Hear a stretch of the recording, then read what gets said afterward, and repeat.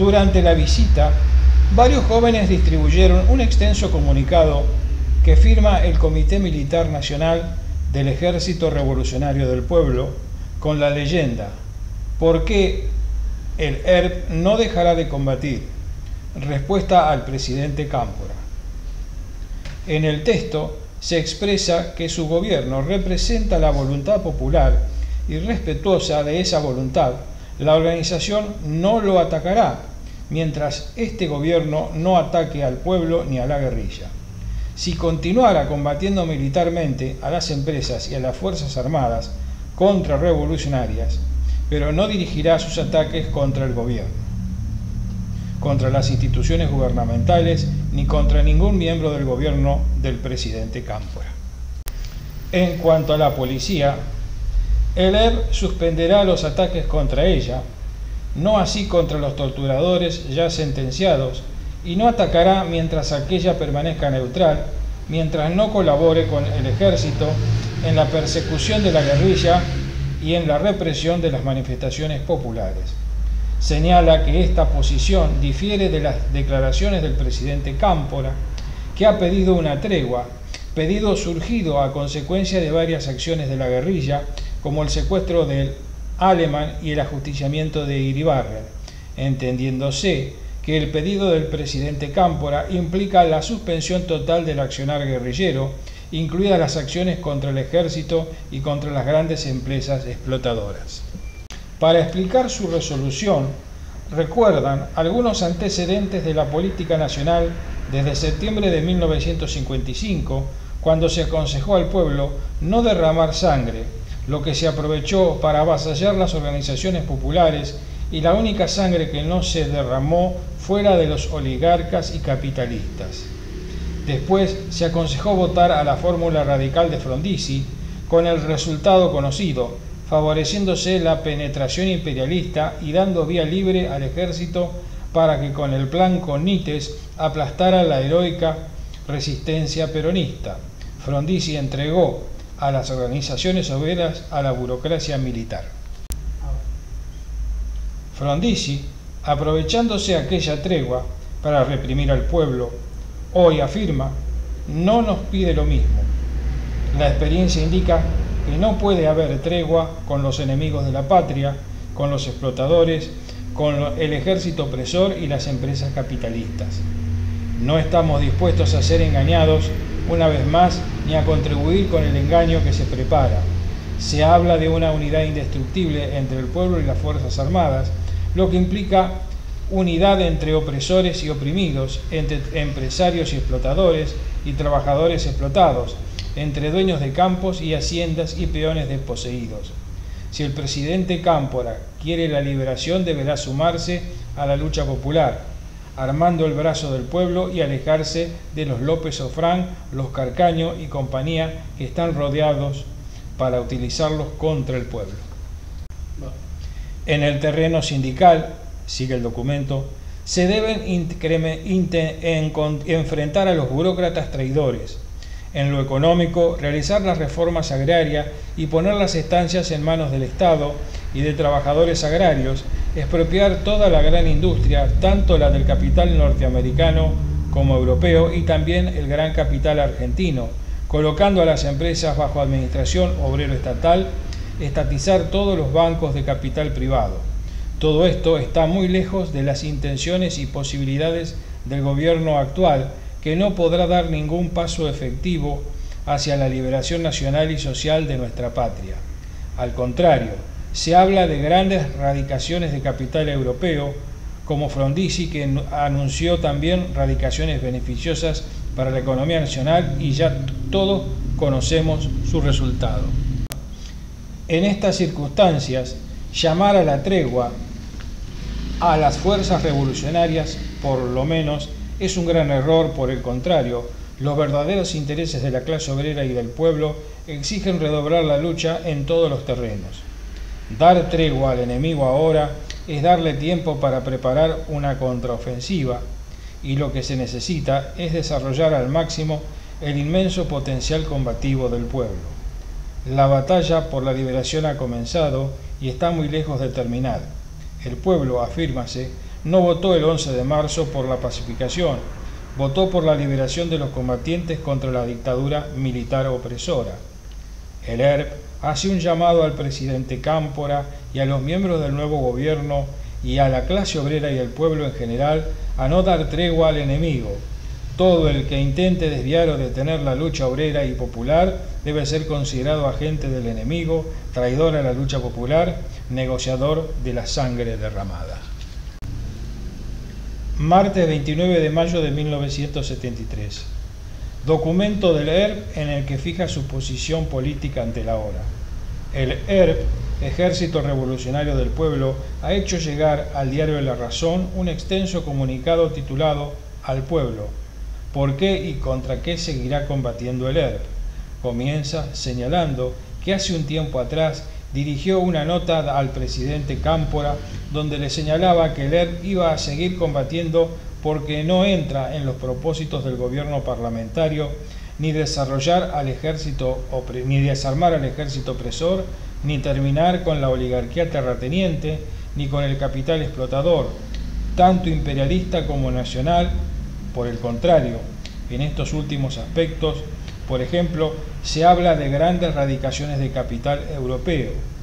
Nadie que quiera verdaderamente la liberación de nuestra patria puede pensar en seguir hipotecándola y entregándola a la voracidad del capital imperialista. Luego el documento de la organización guerrillera afirma que aquella advertencia tiene plena vigencia. Ya son varios los frenos puestos por los impulsos auténticamente revolucionarios que han sido cercenados. ¿Acaso no se reaccionó violentamente cuando una rama del propio partido triunfante quiso establecer un control revolucionario a las autoridades electas? ¿Acaso el plan económico escogido no es el elaborado por la conducción burocrática y sindical de la Confederación General Económica?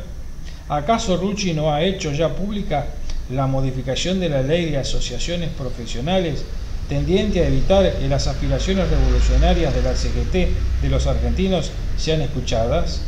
¿Acaso no han sido los tradicionales representantes de la oligarquía los que han dado su beneplácito a los 5 puntos hechos públicos por el doctor Cámpora? Pero no permitiremos que el pueblo de la patria sea nuevamente engañado.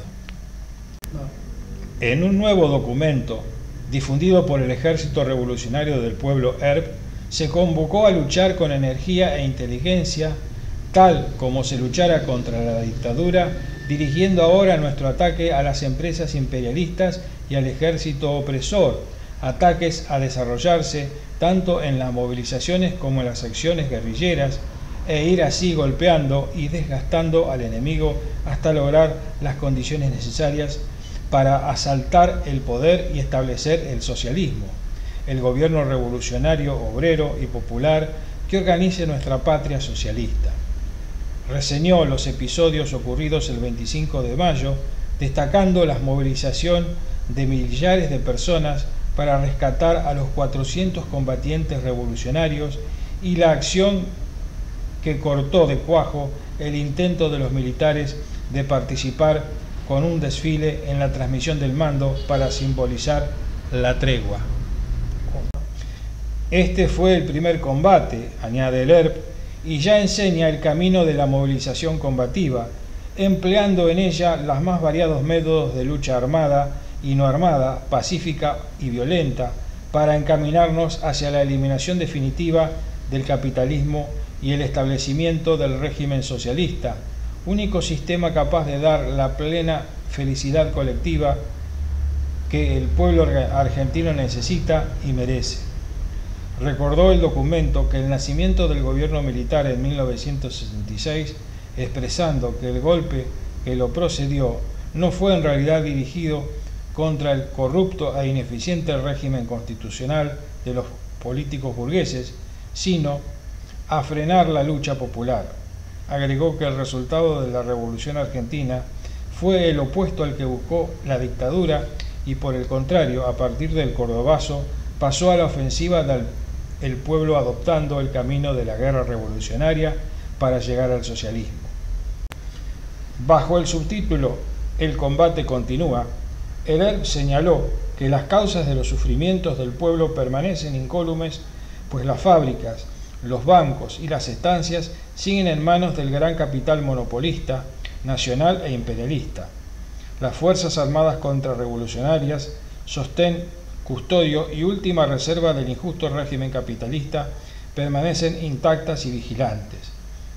Convencidos de que en nuestro deber de decir siempre a nuestro pueblo lo que pensamos, aunque a riesgo de que muchos compañeros no nos entiendan todavía, tenemos que señalar ciertamente que el actual gobierno parlamentario no piensa, no puede, por sus métodos, por su composición y encabezamiento, dirigir eficazmente la continuación de la lucha revolucionaria.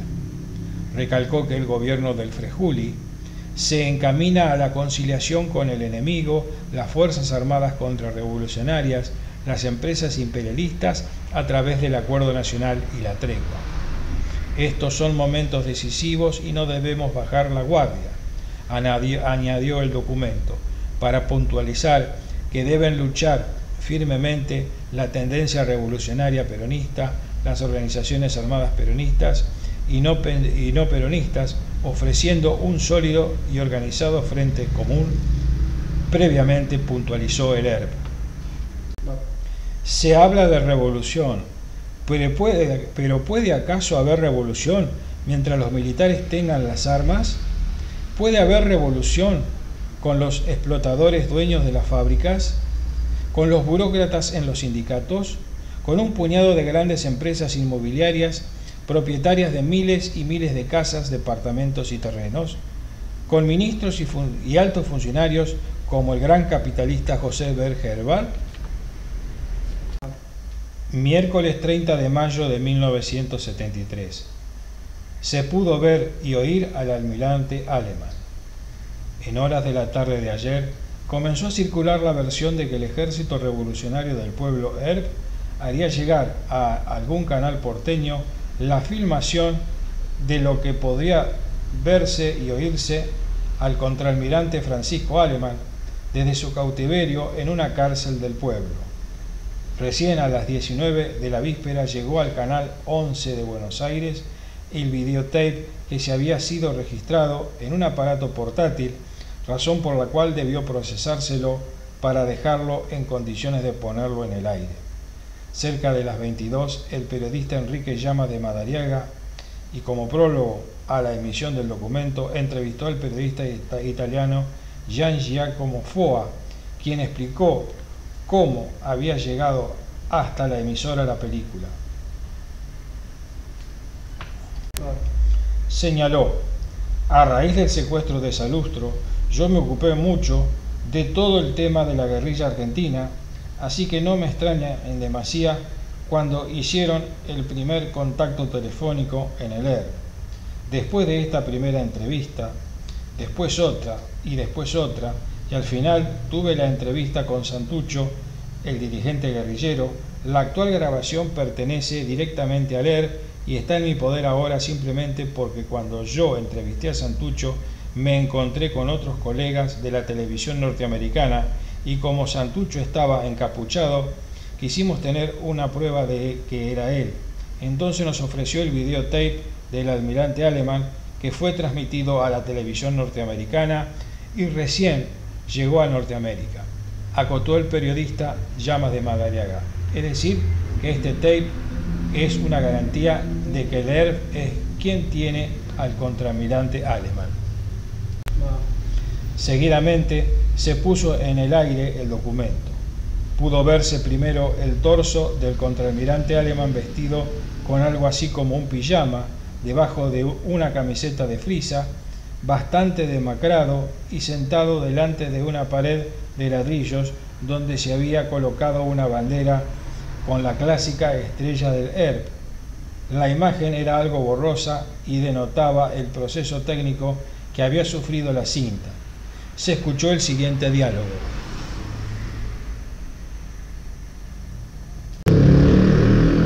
Vos, el acusado detenido por el Ejército Revolucionario del Pueblo a disposición de un tribunal revolucionario. Nombre: contraalmirante Alemán. con voz muy débil, Francisco Alemán. Voz, edad, Alemán, 52.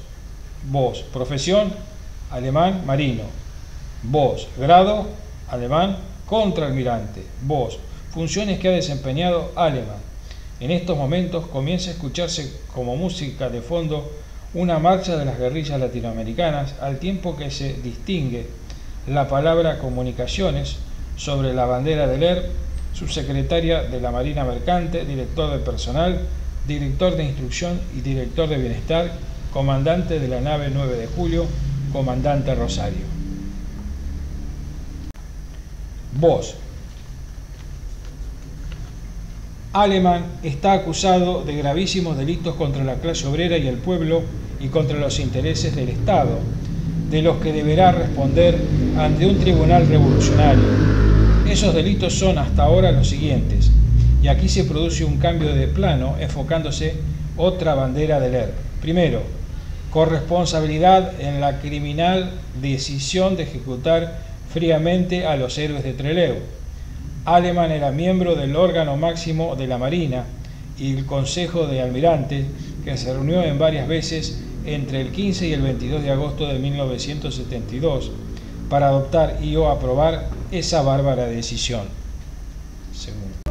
Segundo, ser uno de los principales gestores junto al almirante Ñavi, en esa época comandante en jefe de la Marina, de la privatización de la empresa estatal Elma.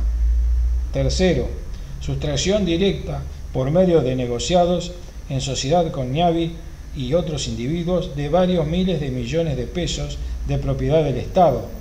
Estos delitos de robo y estafa en perjuicio del Estado fueron cometidos valiéndose de su cargo de subsecretario de Elma y su amistad con el general Alejandro Agustín Lanusse. Cuarto, bárbara persecución a la clase obrera en su carácter de segundo capitán, del capitán Laplacete, interventor de la CGT Nacional y de todos los sindicatos obreros a partir de septiembre de 1955.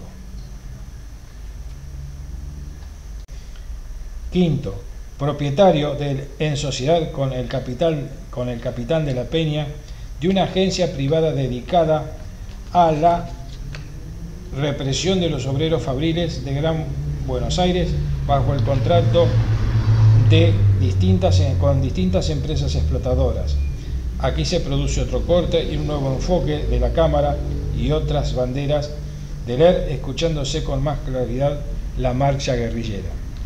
El Tribunal Revolucionario del Ejército Revolucionario del Pueblo mantendrá informada a la clase obrera y al pueblo de las alternativas del juzgamiento del almirante, así como la pena que en definitiva le corresponderá por los gravísimos delitos cometidos.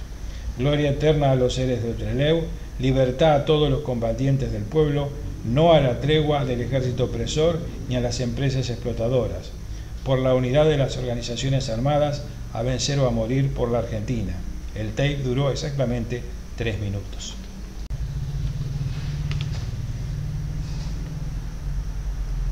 Domingo 3 de junio de 1973. Liberaron a otro raptado. Tras el pago de 1.000 millones y 11 días de cautiverio, fue liberado en La Plata el ingeniero Beilinson, secuestrado por la fracción roja del ERP. Dijo que estuvo en una carpa de 1,70 m por 1,70 m, aparentemente en un sótano. Se le permitió escuchar solo una radio uruguaya. Debió leer a los periodistas una declaración de sus raptores. En Córdoba, amenazaron al gerente general de una fábrica de motos y las Fuerzas Armadas Revolucionarias se atribuyeron el secuestro del embotellador de gaseosas. Los empresarios que viajaron a Brasil atemorizados por presiones de la guerrilla argentina permanecerán allí, pero sus familias viajarán a otros países próximamente. La Plata. Esta madrugada fue liberado el industrial platense Aarón Beilinson, luego de permanecer 11 días cautivo en un reducto de la denominada fracción roja del ERP y tras pagar sus familiares a los secuestradores la suma de 1.000 millones de pesos moneda nacional. El ingeniero Beilinson convocó a este mediodía a una conferencia de prensa, oportunidad en que dijo que esta madrugada a las 4 sus secuestradores lo liberaron a 2 cuadras de su domicilio, ubicado en la calle 49, entre 8 y 9 de esta ciudad. Explicó que había permanecido encerrado en una carpa de 1,70 m por 1,70 m y que al parecer estaba armada en un sótano. Por la distancia recorrida durante el viaje de retorno a su domicilio, estima Beilinson que sus secuestradores lo habían llevado a una zona alejada de La Plata, donde solo se le permitía escuchar una radio uruguaya. Señaló luego que, si bien había recibido buen trato, no se le dejó ver la luz natural. Sus captores tenían capuchas permanentes y solo hablaban en voz baja durante las conferencias de prensa convocadas como requisito de las condiciones de liberación. El ingeniero Beilinson leyó una declaración donde se explica que el secuestro no representaba una agresión personal, sino que estaba dirigido contra un representante de un sector de la burguesía industrial que en el sistema capitalista es propietaria de los medios de producción. En otro párrafo, el documento destaca que el rescate obtenido por Beilinson es apenas una mínima parte de lo que pudo acumular explotando el trabajo ajeno y que de esa suma servirá de ahora en más para ayudar a la lucha revolucionaria y permitirá a la fracción roja del ERP para aplicarlo en infraestructura, armas y materiales de propaganda que sirvan para el desarrollo de las luchas populares. Finalmente, la declaración dice que todo aquello que le fue quitado al pueblo trabajador será un día expropiado por la clase obrera. Como se recordará, el secuestro del ingeniero Beilinson fue consumado el 23 de mayo último a las 9:15 de la mañana en la calle 3 entre 6, 67 y 68 de la ciudad de La Plata. La fracción roja. El notable, aunque pronunciado y explosivo triunfo del Héctor, el tío Cámpora, implicó importantes debates y escisiones al interior de la guerrilla marxista. En ese marco nació el ERP, fracción roja, autoconcebiéndose internacionalista, mientras que el ERP 22 de agosto optó por enrolarse en el gobierno peronista y la línea mayoritaria conducida por Santucho y la vieja guardia solo dijo que no dejaría de atacar al ejército y a los grupos económicos. Empezamos militando con ellos, se refiere el Partido Revolucionario de los Trabajadores, a principios de 1972. Más tarde nos separamos debido a algunos desacuerdos y construimos con los compañeros argentinos un grupo, una fracción. Este grupo es una expresión, una minoría en comparación con los dos principales, dice Flavio Coutsi para el artículo denominado Trayectorias y publicado en un compendio editado por el Estado de Río Grande do Sul de Brasil. Imagen 24. Según el excelente trabajo Fracción Roja, Debate y Ruptura en el ERP, el investigador Federico Cromidis de la Fracción Roja llegó a tener unos 80 militantes que operaban principalmente en la zona sur del conurbano, teniendo sus acciones militares como epicentro en La Plata. En los papeles mecanografiados entregados a la prensa, además del ideario revolucionario, se informó de una decena de operaciones armadas que habrían realizado los guerrilleros, algunas estando el ingeniero secuestrado. Otros operativos menores también se dieron a conocer a partir de los papeles que entregó Beilinson. Anotaban ataques y recuperación de armas en comisarías y destacamentos, expropiaciones de pelucas y máquinas de escribir. En pocos meses, la Fracción Roja lograba cortarse sola consiguiendo puntos para el combate con las demás organizaciones trotskistas, convencida que ganar en operaciones militares era dar un salto cualitativo en lo político. La fuerte multa aplicada al empresario platense permitió que la sigla revolucionaria se grabe en los titulares de los medios nacionales. Los diarios La Nación y la prensa siguieron paso a paso las vicisitudes del secuestro.